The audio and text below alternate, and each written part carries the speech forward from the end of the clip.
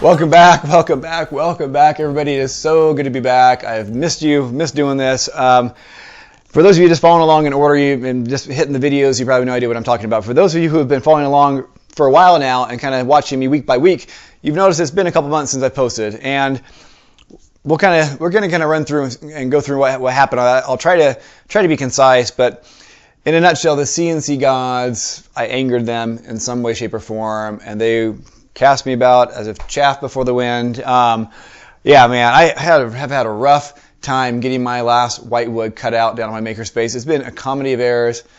I can laugh about it now. No, I haven't. That's a lie. No, it's just been horrible. It's been so frustrating, guys. It's been so horrible.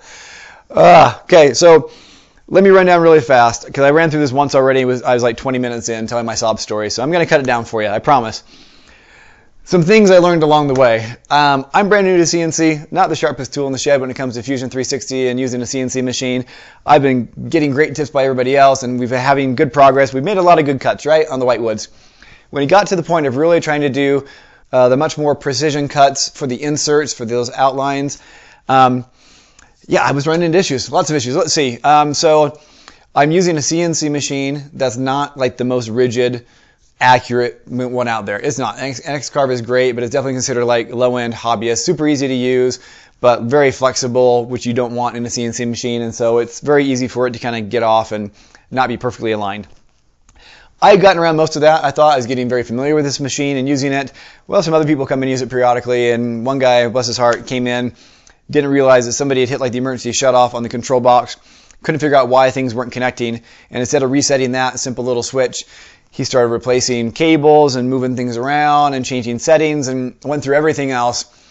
And finally, he asked for help, and we told him what was going on and reset it, and we got it to work. But some things were off. Anyway, it took me an afternoon to go through and kind of clean that up. So that was an issue. Using a shared machine is kind of fun. Another thing is that static electricity is not a friend to CNC machines. I'll just put it. I'll say what it is. Static electricity is not a fun or not a friend to CNC machines, especially not the X-Carve down the space I'm using. Again, the makerspace community I'm at is fabulous. Could not be doing what I'm doing without them. They're helping so many people with so many amazing projects.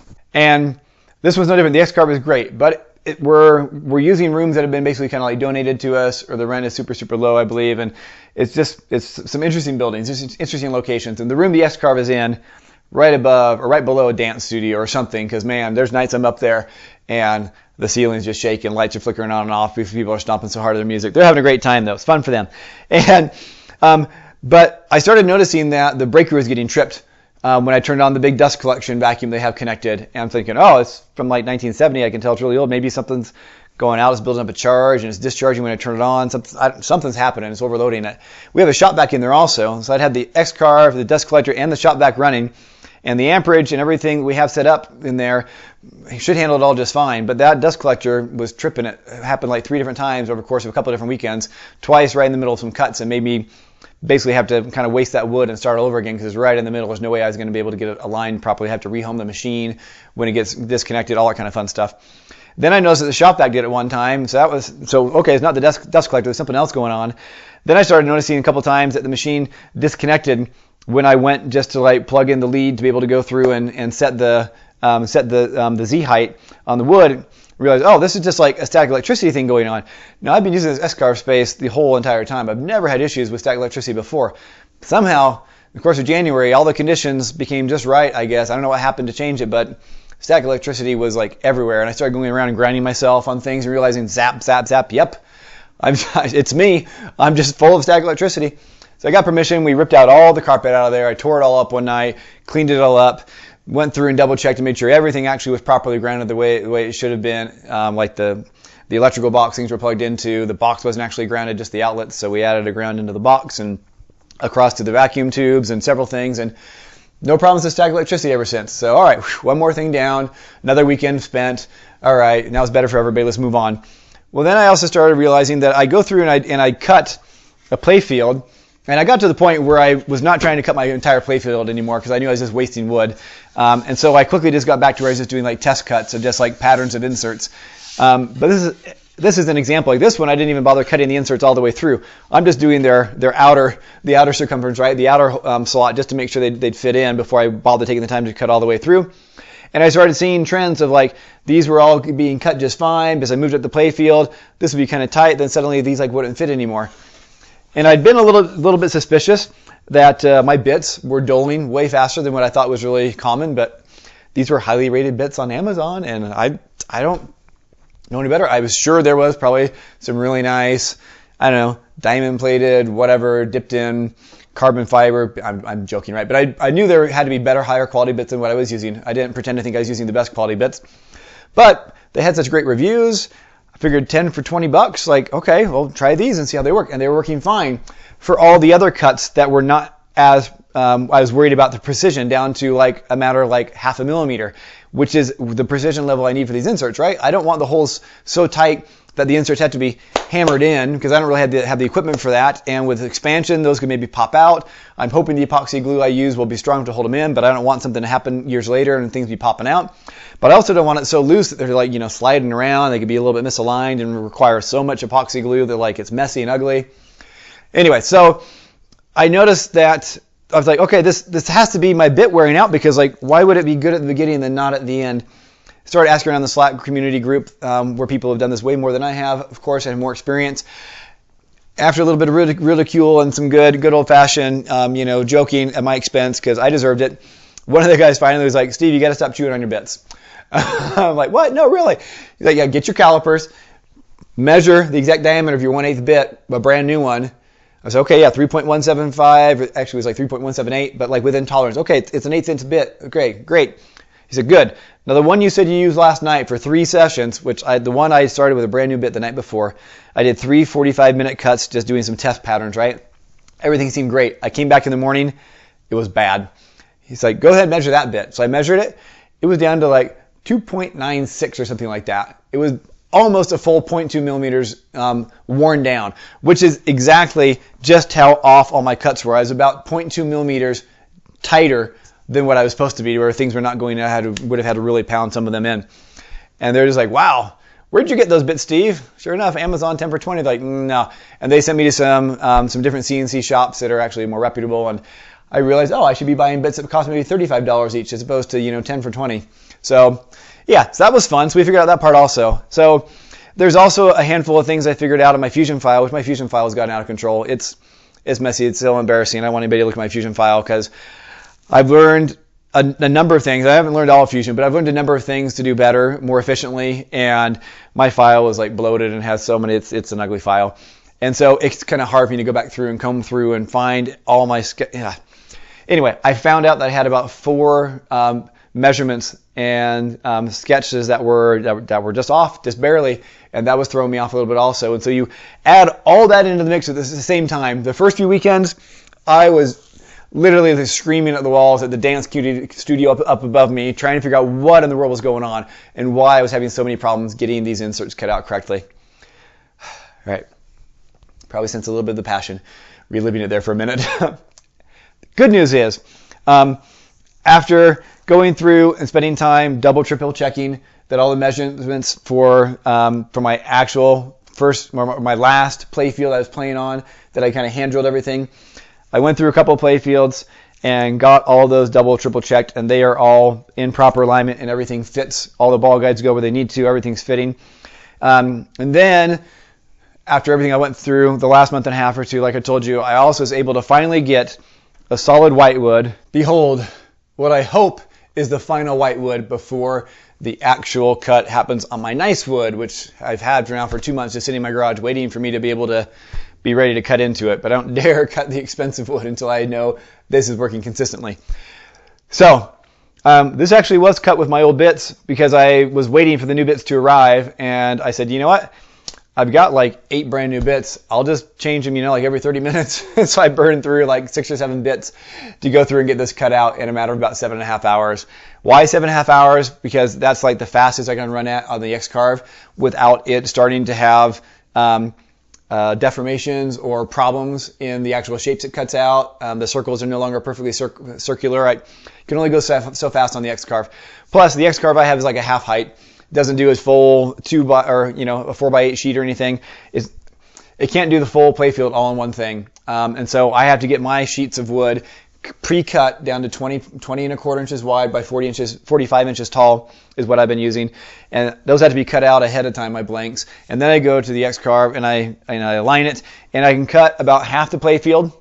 And then I've got to stop it, and I've got to flip it around, rehome it, realign everything in this corner, and do the other half. And so all that, plus I'm doing multiple passes. I don't just do a single pass for everything because I've had errors. So if something does mess up halfway through, I want to know exactly what was carved and what wasn't. So hopefully I can maybe pick up and restart instead of having to completely toss away the wood. Anyway, lots of reasons why, but it takes about 7.5 hours for me to cut out this full entire playfield. But and it's still not the perfect alignment, because the fact that I have to flip it over and restart. The top half here, there's a couple of things that I'm sure are probably about 1 millimeter off here or there. But for now, it's doable, and I can make it work, and it's playable. It's kind of lucky that the way my playfield design is, I'm very much kind of like the lower half, and then kind of like the upper half, where things are contained. And so even me flipping around, like all the holes for these inserts are always going to work no matter what, and these ones are going to work because they're part of the lower one, versus like stopping in the middle and then these being visibly off somehow. So I've been kind of lucky, I guess, with the design I came up with, that it kind of is more forgiving with me having to rotate it. Anyway, enough of that. Let's get to the fun part. I've got a playfield now. I've gone through and we've triple checked everything. All the inserts fit in beautifully, just the way I want them to. They slide in, but they're not wiggling around. Have just enough room for some good epoxy glue to set them in place. So that's the next thing to go through and do. I've got to kind of pop out some of these things, right? So we're going to pop out these pieces of wood, and we'll do some quick kind of sanding along all those edges. And then we're going to go through and we're going to throw in all the inserts, and we're going to glue them, let them cure overnight. That's the job for tomorrow. And then after they've cured, we'll be able to come back through and sand it all down nice and flat. So we'll practice doing the sanding.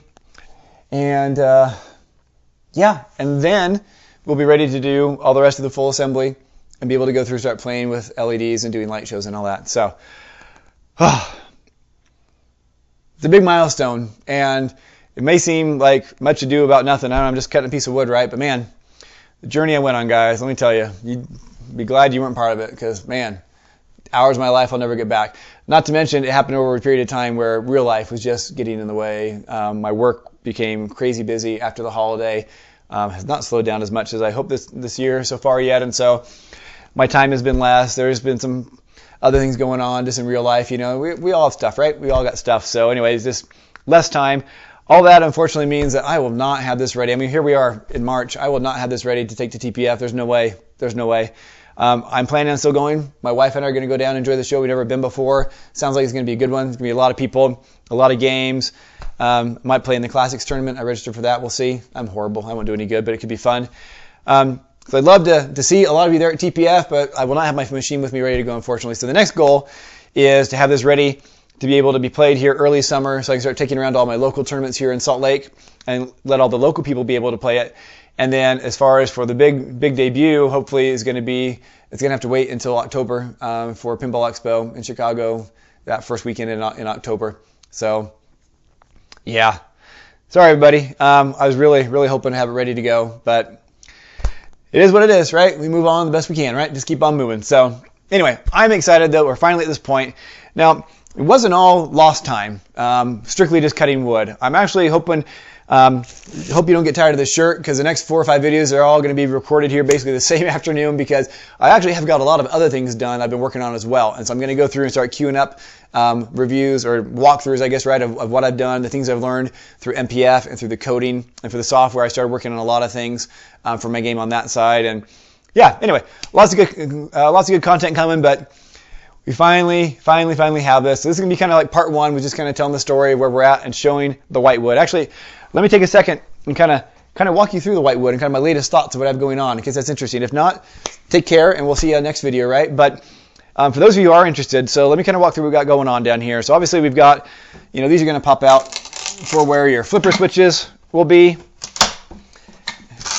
This is my miniature little cutout for the dollar bill changer. It doesn't fit a dollar bill changer down here, but I like to be able to have my hand in there to lift it up. We've got a spot here for the trough. And then the last one, let's see, we've got up here, this is where our vuck comes out. Bingo. This is for the subway.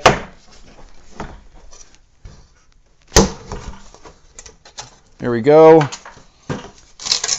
And then that's going to be making room for all the drop targets and mechs for the upper playfield, or up there, right? And then this, of course, is for the staircase.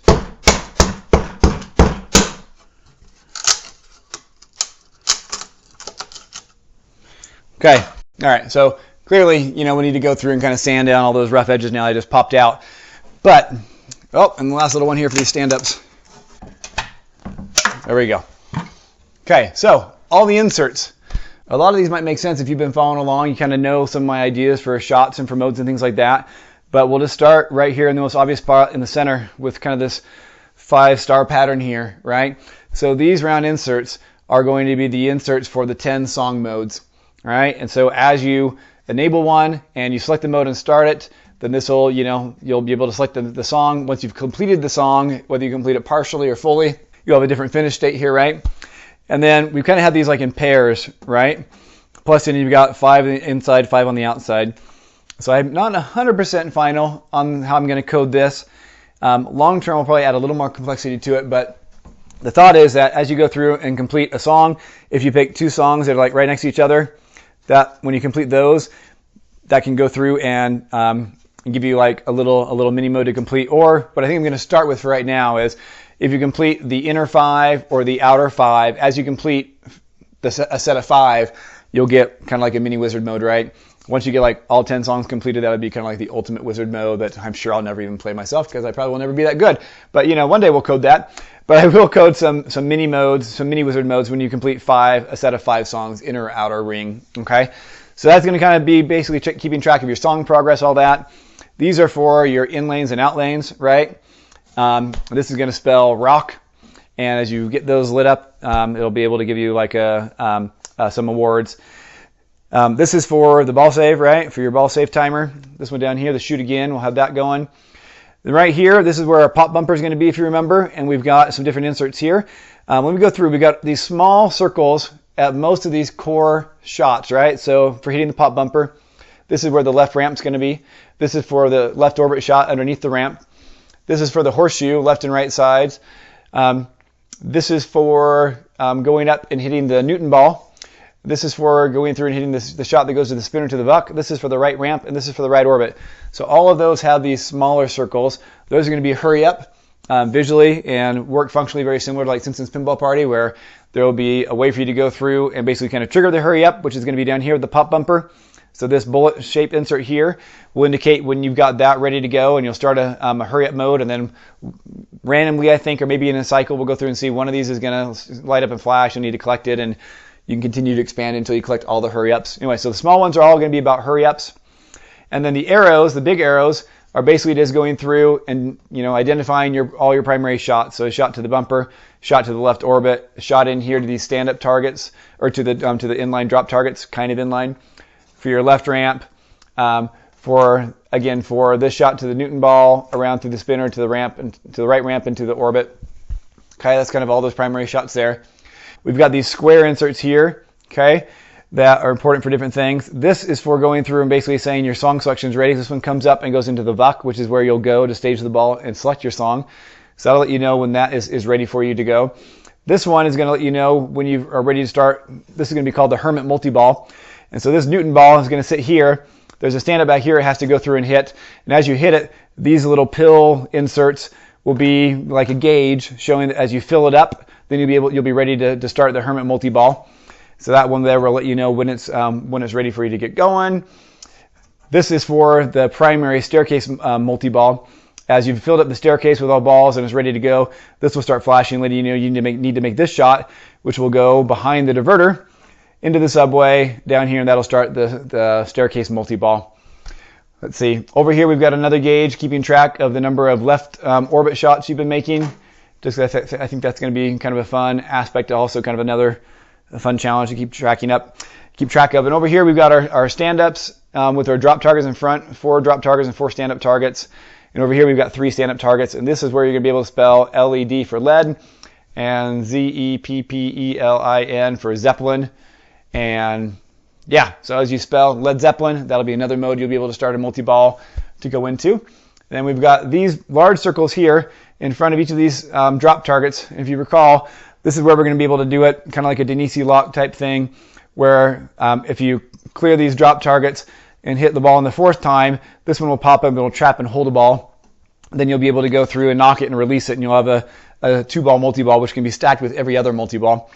And these inserts in front along the way, as you knock down each drop target, if you hit the first one down, it's going to give you a 2x bonus, then a 3x, and a 4x. The exact values, I'm still working through, kind of calculating things, so whether it'll be 2, 3, 4, or like a 2, 3, 5, or 2, 4, 8, we'll figure it out. Right now I'm kind of thinking 2, 3, 4. But bonus is going to be kind of a big thing. I'm a simpler player. I'm not going to go through and be able to have the time, the ability to come up with as complex of a rule set as, like Avengers Infinity Quest or anything like that. And I've got over here, if you remember, there's a mid flipper over here that you can lift up just like Spider-Man or Star Trek, and you can bring the ball back down into the shooter lane.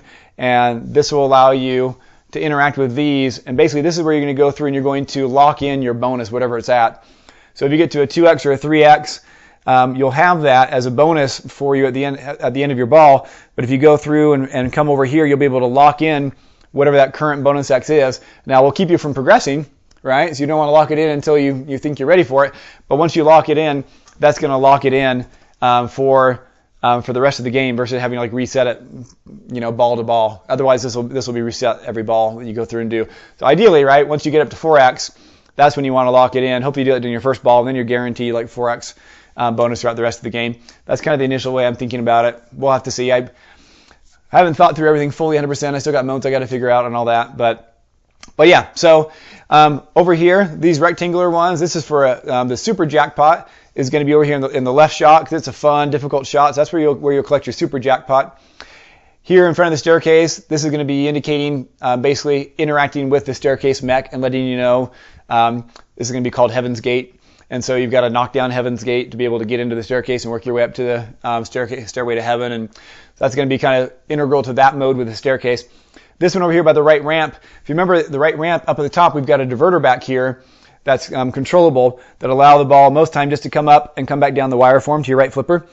But there's also other times where it's going to go up and be flipped the diverter to where the ball will go up and go onto the upper play field. And that way you don't have to only be able to get to the upper play field by refilling the staircase fully, right? So you'll be able to get into the staircase, and the primary way that this is going to happen, you're getting up to the stage, right? Heaven is really the stage for this game. You're going to get up to the stage. You're going to try to collect the band members. And if you drain, you don't get them all, or the balls are coming back down off that upper play field, this is going to be the backstage pass. And so when that backstage pass gets lit, you'll be able to remake the shot the right ramp, and this diverter will be open, and it'll take you back to the stage, so you can get up there and complete the objectives you have in the upper play field instead of having to wait all the way for you to fill back up the staircase. So those are kind of your two ways to the upper play field. So different options, or different times you'll have the ability to take the backstage pass and go up to the stage. So, all right, that's pretty much it. I think it kind of explains all the inserts. This big one here is just a rollover that's going to be keeping track of that left orbit shot, because I've got kind of a large alley. I've got kind of two lanes that kind of converge here, and a single slot switch wasn't really working, and I wanted something. I mean, I could have just done another optical in here, but it's kind of tight to the side rail, and I figured the star, that kind of those star rollovers would look really cool right there visually anyway. So, but yeah, that's the subway. We got random holes here for GI, for the upper flippers, for brackets to support the upper play field. That's for the buck. This is for the drop target. Yeah, I think we've kind of gone through everything. So all in, we've got how many? 1, 2, 3, so 10, 11, 12, 13, 14. If I counted correctly, we got about 65 inserts. That sounds roughly correct. And I actually had to have double of those because this is going to be the play field. We're going to go through, we're going to glue them all in. We're going to do light shows. We're going to play the heck out of this game. But then eventually, we're going to have our final artwork that we're going to put on the play field onto the final Whitewood. Can't reuse these. They'll be sanded down, cleared, sealed in place. So that'll be the practice for sanding and gluing and clear coating, to where then when we really are confident everything is really, really good and all the artwork's final, then I'll cut it all out again, have a whole another 65 inserts that we'll go through and glue into the final play field that will then get printed on, found a shop that'll print directly, and then we'll clear coat it Yeah, and then we've got, I want to say we've got about 20 GI bulbs scattered around to help add some general illumination everywhere, or global illumination, or whatever you call it. That'll work in with the light shows. Those will all be RGB controlled as well. Yeah, so that's where we're at. Again, like I said earlier, I think there's a lot more that's going on. I had to kind of take a weekend off at one point, just kind of catch my breath and step away from it. And so I worked a whole lot just on like the displays and the slides for the main display, for that color display. And so I've got a lot of work there. I'm going to crank out some videos here next and show you guys what I did there, learning tricks about fonts and things like that, and just a number of other things that we were kind of chipping away at while this was being so problematic. But I'm just so glad to be here now. Like, this is so huge. Like, this like brings it to a whole nother level. It's been fun to have that play field and to do all the shots and practice. It's been really fun to shoot. But now like being able to go through and have the light shows, have all the final ball guides in place, that's going to be, it's really going to be a game. Other than like artwork and the code, but we'll get there. It's going to be really solid and really fun to play. So I'm excited to get it to the point where it's reliable, that I can start taking it out to some local tournaments and stuff, and have all of you out here local to Salt Lake be able to start playing it and get your feedback also, and hope it doesn't suck too bad. But I'm excited about it. So anyway, thanks for coming along for the journey. This was really just kind of recap. Thanks for listening to my sob story. But yeah, hopefully this serves a little bit of encouragement for those of you who are doing your project also, to realize that everybody's going to get stuck. Everybody's going to hit snag. It's the nature of the beast, right? It's a big, complex project, but it's worth it. You can get through it. There's so many people out there willing to help you. We'll figure it out together. So yeah, come along. Don't let anything stop you guys. All right. Okay. Until next time. Thanks so much, everybody. Appreciate all of you supporting me on Patreon. We got a couple new Patreon supporters. Stick around for 3 months at the highest level. You get a free T-shirt. Hey. I really appreciate it though, guys. You help buy another set of plywood, which is really expensive for me.